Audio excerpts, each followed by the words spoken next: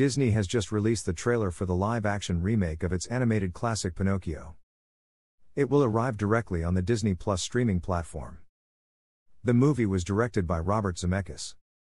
Cynthia Erivo will play the blue fairy who gives life to the wooden boy.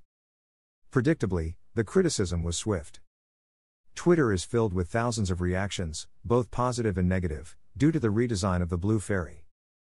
Here's how Twitter is responding to the new trailer.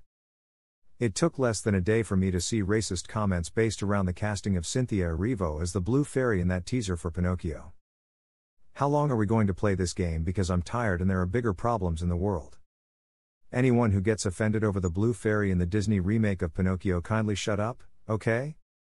You don't actually care about the original story or Disney version. You're only paying attention so you can bash a talented black actress, call Disney groomers and spout hate speech. It's cultural appropriation. A fairy is a legendary creature found in the folklore of European culture. It's very disrespectful. It's like casting Brad Pitt to play Black Panther. Would it be okay? It makes no sense. Why can't they create new stories for black characters instead of blackwashing well-established white characters? It feels like a joke. How does that promote diversity and inclusivity? This has to change. There's plenty of people that want to see movies and stories about African folklore. Africa is rich in myths and legends and fairy tales. I really wish Hollywood would adapt many of those stories into film and TV shows. I don't know how they think this helps with acceptance of diversity, when it just feels like it's confrontational. Like we dare you to complain.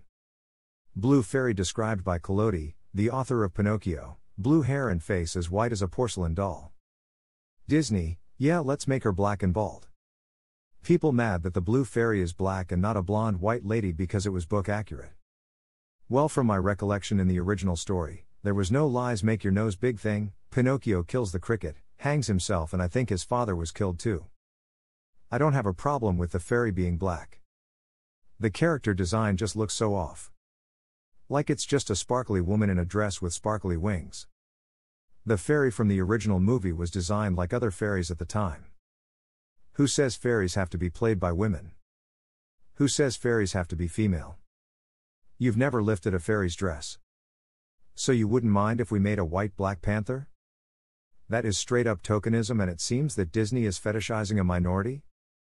I don't even know what I'm looking at. Watching a bunch of adults get upset about a blue fairy in a kids' movie is wild.